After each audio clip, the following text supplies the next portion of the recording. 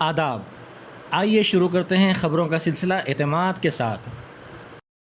خبروں کی شروعات سے پہلے دیکھتے ہیں کیا ہے آج کی آیت مبارکہ اور حدیث شریف۔ آیت شریف: جب پانی کا طوفان آیا تو ہم نے تم کو چلتی کشتی میں سوار کیا تاکہ اس کو تمہارے لیے یادگار بنائیں اور یاد رکھنے والے کان اسے یاد رکھیں۔ سورہ الحاقہ آیات 11-12۔ حدیث شریف: حضور اکرم صلی اللہ علیہ وآلہ وسلم کا ارشاد مبارک ہے، بے شک آدمی گناہوں کی وجہ سے رزق سے محروم کر دیا جاتا ہے۔ آئیے سنتے ہیں اہم سرخیاں۔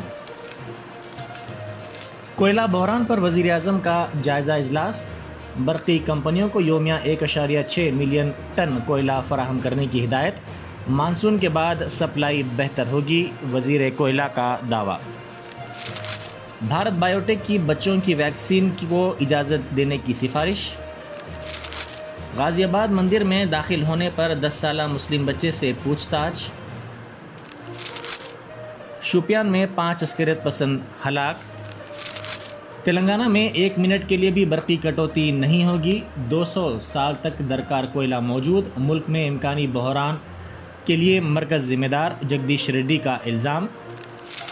1 ماہ میں زائد از 18 سال عمر والوں کو 100% ٹیکہ اندازی۔ حیدرآباد میں مزید 6 مقامات پر میگا ویکسینیشن سینٹرز کا منصوبہ، چیف سیکرٹری سومیش کمار کا بیان۔ انٹرمیڈیٹ سال اول کا امتحانی نصاب کم کرنے کا فیصلہ، وزیر تعلیم سبیتا اندرا ریڈی کا عہدیداروں کے ساتھ اجلاس۔ اور تلنگانہ میں قانونی بیداری مہم پر عمل آوری، مختلف کیمپس اور پروگراموں کا اہتمام، 11 قیدیوں کو مدد۔ وزیر توانائی آر کے سنگھ اور وزیر کوئلہ پرہلاد سنگھ نے ملک میں کوئلے کی قلت سے برقی بحران کے اندیشوں کے درمیان وزیر اعظم نریندر مودی سے ملاقات کی اور صورتحال کا جائزہ لیا۔ اس اجلاس میں محکمہ توانائی کے سیکرٹری آلوک کمار اور وزارت کوئلہ کے سیکرٹری اے کے جین نے کوئلے اور برقی کی دستیابی کے بارے میں پریزنٹیشن دیا۔ ذرائع نے بتایا کہ منگل کی میٹنگ میں وزراء نے کوئلے کی منتقلی میں اضافے کی راہوں پر بات چیت کی۔ ایک دن قبل پیر کو وزارت داخلہ میں اعلیٰ سطحی کی ایک میٹنگ ہوئی تھی، جس میں ان وزراء نے مرکزی وزیر داخلہ امیت شاہ سے برقی پلانٹس کے لیے کوئلے کی دستیابی کے بارے میں بات چیت کی تھی اور آنے والے ہفتوں میں برقی کی طلب کا جائزہ لیا۔ ہندوستان کی برقی کمپنیوں کو کوئلے کے حصول میں مشکلات پیش آ رہی ہیں کیونکہ کوئلے کے ذخائر خطرناک حد تک کم ہو گئے ہیں۔ ہندوستان کی برقی پیداوار میں سے زائد از 70% بجلی کوئلے سے پیدا کی جاتی ہے۔ کووڈ-19 کی دوسری لہر کے بعد ملک صنعتی برقی طلب میں اضافہ ہوا ہے، جو 8 اکتوبر کو 3900 MU تک پہنچ گئی ہے۔ ہندوستان کی ادویات سے متعلق اتھارٹی کے ایک ماہرین کے پینل نے 2 سے 18 سال کی عمر کے بچوں اور نوجوانوں کے لیے بھارت بائیو ٹیک کی کوواکسین کے ہنگامی استعمال کی اجازت دینے کی سفارش کی ہے، لیکن بعض شرائط عائد کی ہیں۔ اگر drugs controller general of India سے منظوری حاصل ہو گئی تو زائڈس کیڈیلا کی ویکسین کے بعد بچوں کو دیا جانے والا یہ دوسرا ٹیکہ ہوگا۔ حیدرآباد سے کام کرنے والی بھارت بائیو ٹیک نے 2 سے 18 سال کی عمر کے بچوں کے لیے کووڈ-19 ویکسین کے 273 تجربات کا مرحلہ مکمل کیا ہے اور ڈاٹا مرکزی ڈرگ اسٹینڈرڈ کنٹرول ادارے کو پیش کیا ہے۔ غازی آباد کے ایک مندر میں غیر ارادی طور پر داخل ہونے کے بعد ایک 10 سالہ مسلمان بچے کو پوچھ تاچھ کے لیے پولیس اسٹیشن لے جایا گیا۔ سوشل میڈیا پر سامنے آنے والے ایک ویڈیو میں مندر کے پجاری نے الزام لگایا کہ بچے کو ان کی جاسوسی کے لیے بھیجا گیا ہے اور اس بچے کے فرقے میں اس کی عمر کے تربیت یافتہ قاتل ہیں۔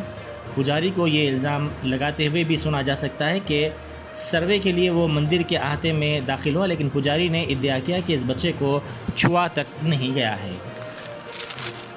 تلنگانہ کے وزیر برقی جگدیش ریڈی نے ملک کی مختلف ریاستوں میں کوئلے کی قلت کے باعث برقی کٹوتی کے امکانی بحران پر تبصرہ کرتے ہوئے کہا کہ تلنگانہ میں برقی بحران کا سوال ہی پیدا نہیں ہوتا اور ریاست میں 1 منٹ کے وقفے کے لیے بھی برقی کٹوتی نہیں ہوگی، کیونکہ تلنگانہ میں آئندہ 200 سال تک درکار کوئلے کا اسٹاک موجود ہے۔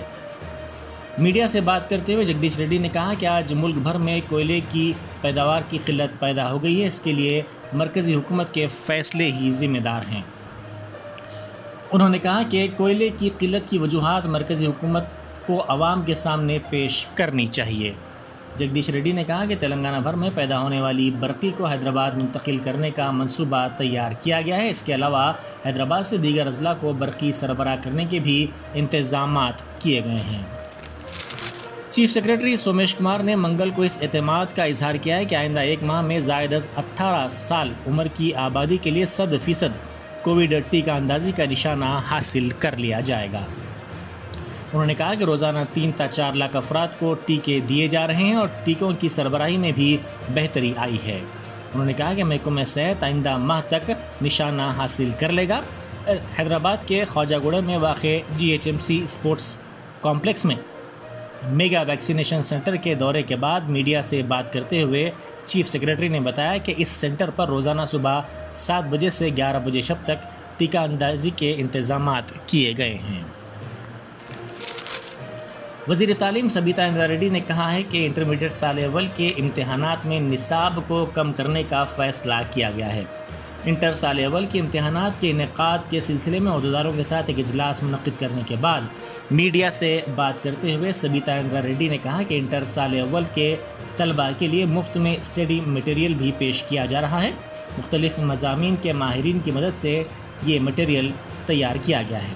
سبیتا اندرا ریڈی نے کہا کہ بایولوجی، فزکس، باٹنی، میتھمیٹکس کے اسٹڈی مٹیریل کو آج سے ہی ویب سائٹ میں پیش کیا جائے گا، جبکہ باقی مضامین کے مٹیریل کو بہت جلد ویب سائٹ پر پیش کر دیا جائے گا۔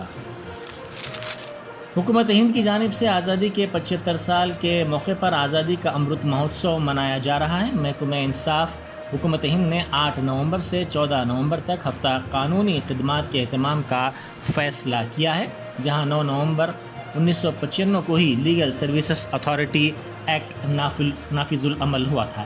اس موقع پر نیشنل لیگل سروسز اتھارٹی کی جانب سے 2 اکتوبر سے پین انڈیا لیگل اویئرنیس مہم پر عمل آوری شروع کی گئی ہے، جو 14 نومبر 2021 تک جاری رہے گی۔ یہ تھی اعتماد کی خبریں۔ مزید خبریں اعتماد کی ویب سائٹ سے حاصل کی جا سکتی ہیں۔ مزید خبروں کے لیے اعتماد کے چینل کو سبسکرائب کرنا نہ بھولیں۔